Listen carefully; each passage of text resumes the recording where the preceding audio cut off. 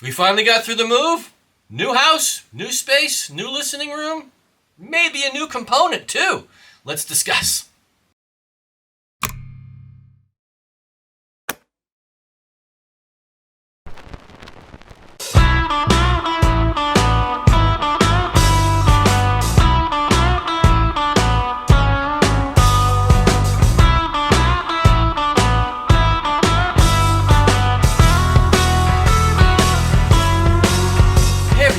Thanks for finding your way over to the Modest Audiophile channel. I really appreciate it. It's been a while since I've been on the site. As you may be aware, I moved over the last 3 weeks or so, and it took all the time I had and left me with, forget even listening to music, never mind recording videos for YouTube. So a couple changes, obviously one being the space. I had to make some adjustments in this room. Everything is different, right? Where the last room I had, it was a 25 by say 20 foot space above the garage in the last house, and it was fully carpeted. You got a sense of where I was in the last house, and in here, obviously, it's quite a bit different, right? It's a lot of wood in here. Where my speakers in the last house were 10.5 feet apart and I was sitting 10.5 feet away. In this space, my speakers are about 7.5 feet apart and I'm 7.5 feet away. So the last, say, week or so, I've listened to some records and I've been trying to dial in my soundstage. A couple of things to make note, though, is in the last space, I had all my components sitting on this entertainment center over here. Not the best, right? It's what you do and that's all you got, and that's what I did in the last house. Here, I did go out and purchase a Pangea Vulcan audio rack. It is the, I'll put a picture up here in a second, but it's the one with the rose nut red and the black. It's pretty nice as far as to look at. I did record myself putting it together, and I'll try to put it on fast forward here, really fast forward, so you can get a sense of, really, it took me 20 minutes to build. And yeah, we'll put that on here for shiggles and giggles.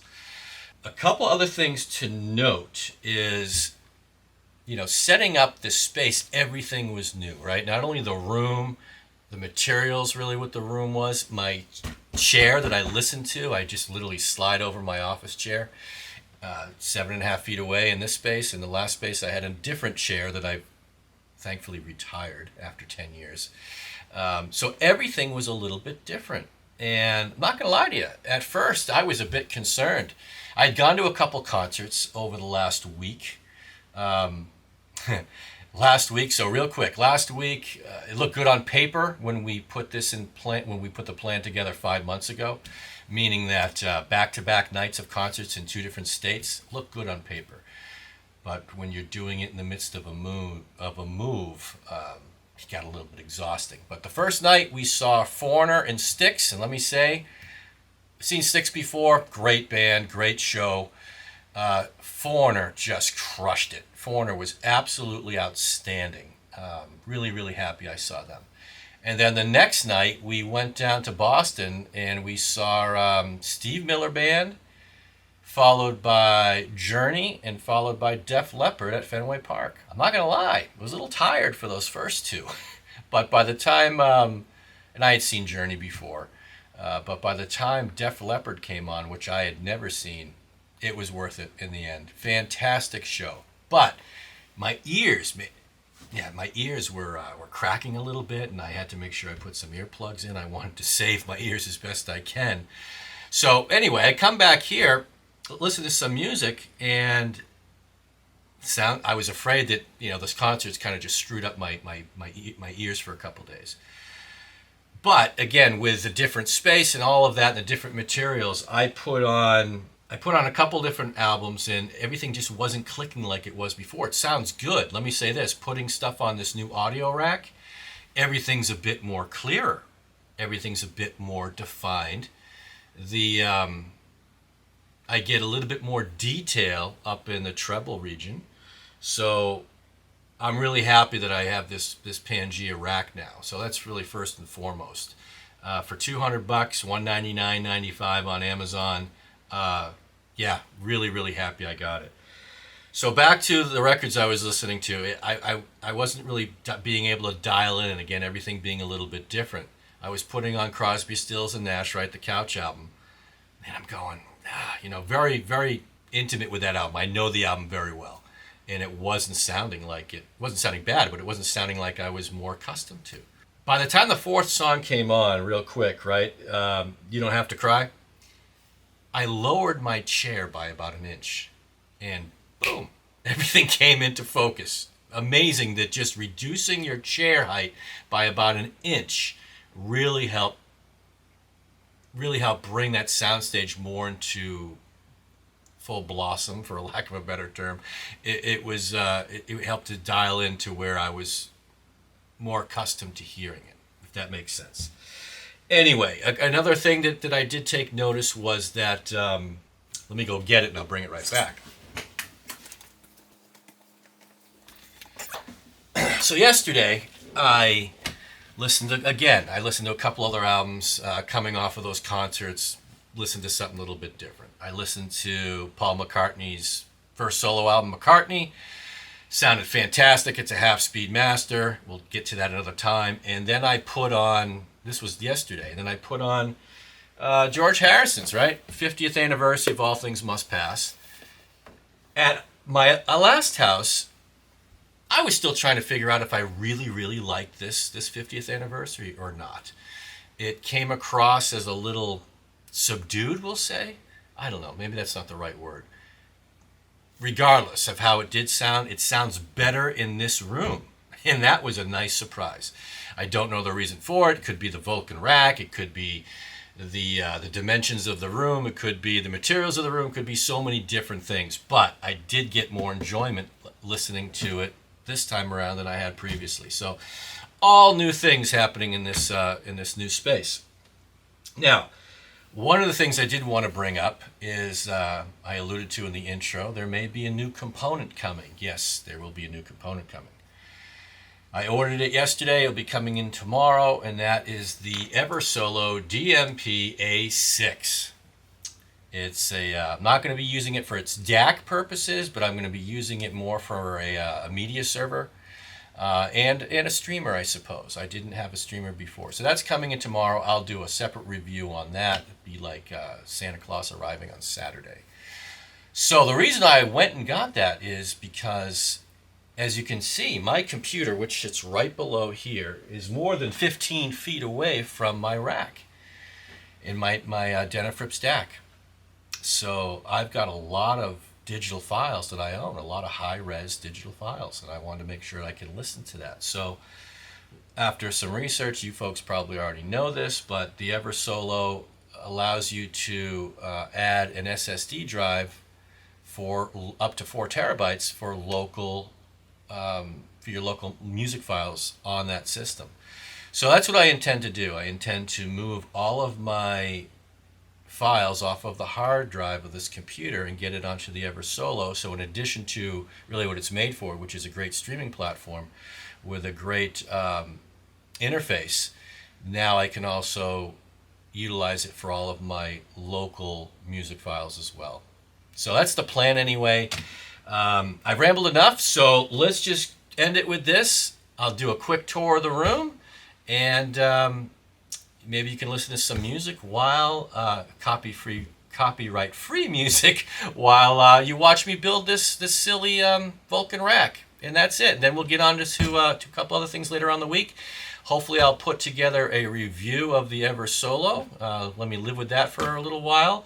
And then I'll get back to doing what I love, which is getting probably a little bit more detailed album reviews than some people want to hear. But if you're passionate about it, right, you want to get down in the nitty-gritty and discuss the imaging and soundstage, and that's really what I enjoy doing. So thank you so much, and I'll be back soon.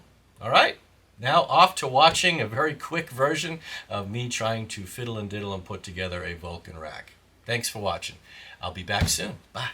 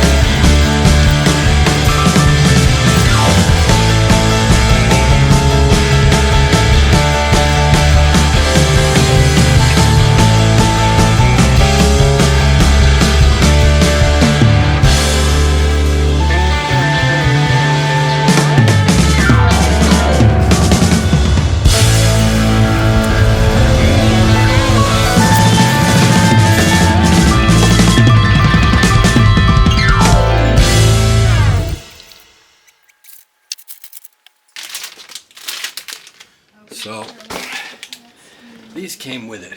These are very, very small, and they just weren't working that well. So I'm glad I bought these. If I can open it. Let's get the knife. Alright, comes the hound. Alright, so that'll be $57. All right. 60 cents. And you're going to do automatic withdrawal. Samson, what are you doing? Alright. Okay, is it, do you have your bank account information, routing number, and account number? So much easier to work with these. We're getting there. We're getting there.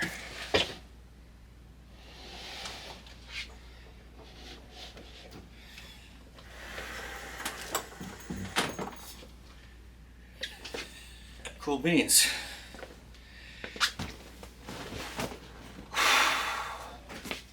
So, I got this a while back. This Furman power conditioner, pretty cheap. I'm not quite sure what I paid for it. Maybe I'll do a review on it someday, I'm not sure. But it did make a very small difference, just a small difference.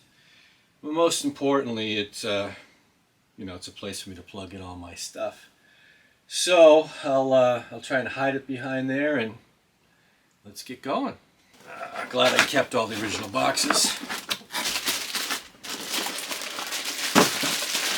So this is the power conditioner.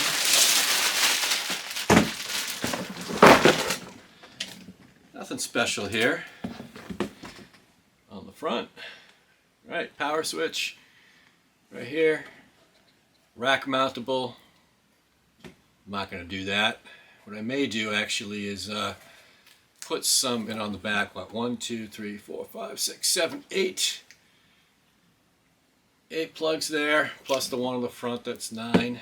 So like I said earlier, this Furman power conditioner was really just a way for me to spend a little bit of money, not much at all, and have essentially a place to plug in all my stuff, have it modestly protected. Modestly, good one.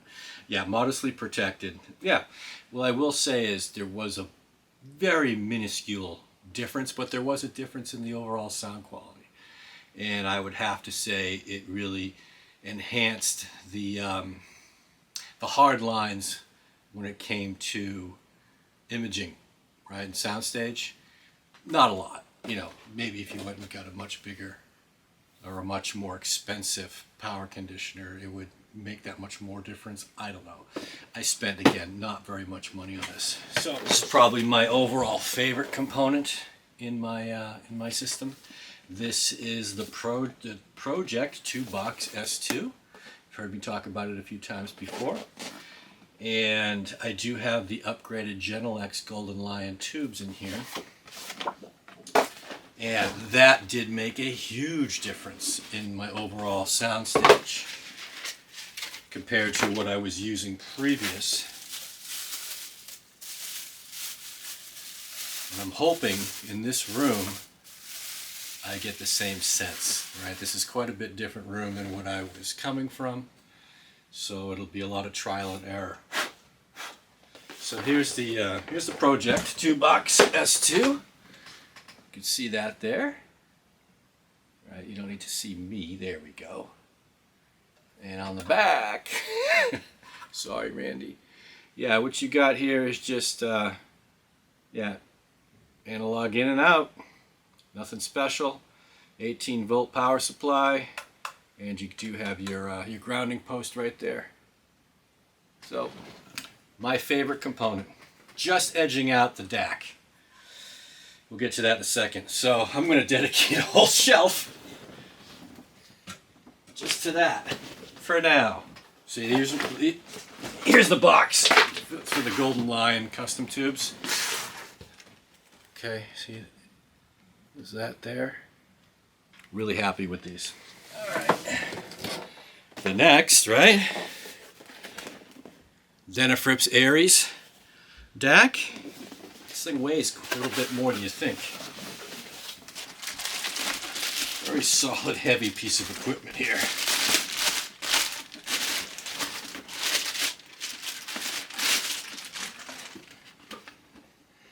Denafrips Aries. Well, this one was also said the Enyo. So this would be like the Aries 2 DAC.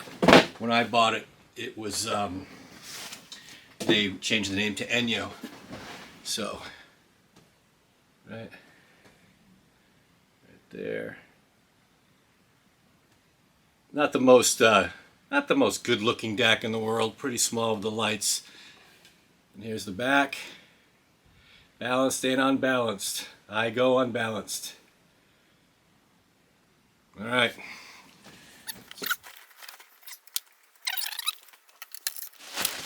Save your boxes, everybody. The Rotel A11 Tribute. All right. Yeah, this got some weight to it.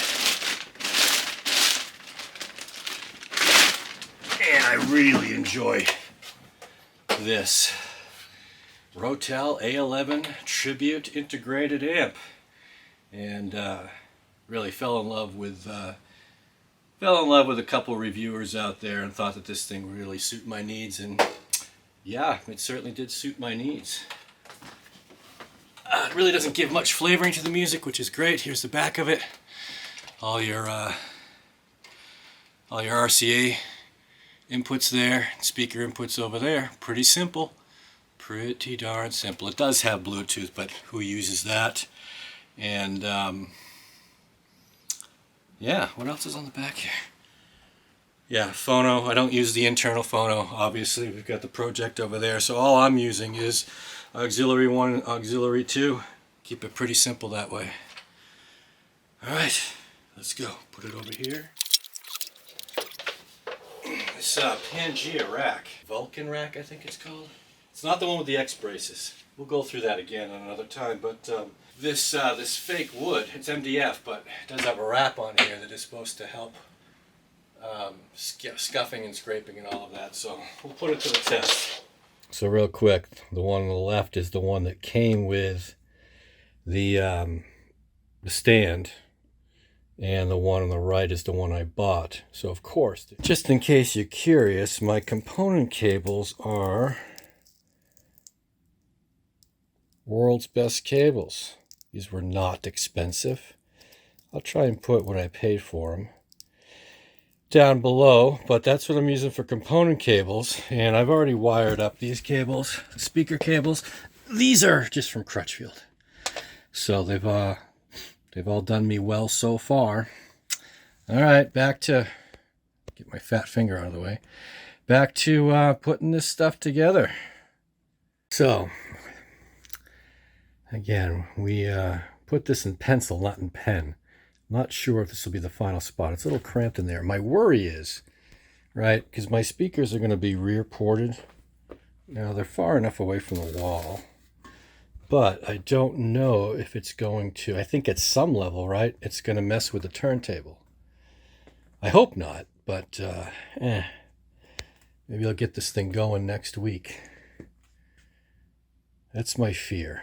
I know I got to get some better isolation stuff on here, but for right now, that's I think where it's gonna go. It's messy right now, cable management, but anyway, that's it for right now. So like I said, this is my space. You just saw me kind of record from there, and everything is just kind of sitting here. Haven't had the opportunity to put anything up on the walls yet. This is going to be, it's going to take some time. But as you can tell, I'm in the basement, and a finished basement. It's absolutely beautiful down here. So as we go into, right now I'm sharing a space, so I've got this divider up, and hopefully in about 4 months, maybe we put an actual wall there. But anyway, little Jerry over here, and yeah, some of my favorite books, blah blah blah. And here's the system. Like I alluded to before, I had these components that were sitting in this entertainment center before. The room was above the garage, so every time I moved, the record player needle would move. I had to be very, very careful. Now I don't have that issue whatsoever. here is the new rack. And I couldn't be happier, right? The Audio-Technica LP120 turntable there. That's the Pro-Ject PS2 2 box. My Denafrips DAC, and that's the Rotel integrated amp. So when we put the Ever Solo, I'll probably share it up here. We'll see. Some of my albums. Go Patriots. And that's it. So that's my little space. It's still a decent space. I'd say it's probably about, two speakers are 7 feet, so we've got maybe 10, I don't know, maybe 15, 16 feet by 15, 16 feet, something like that. Anyway, that's the space. Hopefully next time you see it, it's a heck of a lot more cleaner than it is now. Thank you very much.